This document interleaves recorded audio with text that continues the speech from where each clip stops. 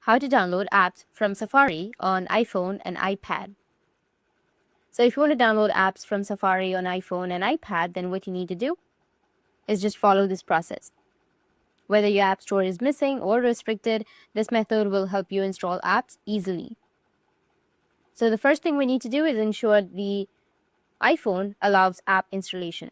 Here's how you need to do it. First, open up your settings. After opening your settings on your iPhone, scroll down and tap on Screen Time. In this section, scroll down again and tap on Content and Privacy Restrictions. Next, you need to select iTunes and App Store Purchases, which is on the first. Find the option for installing apps and tap on it. If it's set to Don't Allow, change it to Allow.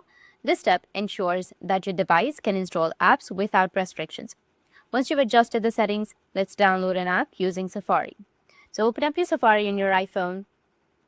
In the search bar, type the name of the app that you want to download. Look for the official link and tap on it. In my case, this is the official link. Tap on Install, and it will take you to this kind of page. Now you just need simply tap on Get, and it will start the installation process. Now you can download apps from your Safari whenever the App Store isn't available.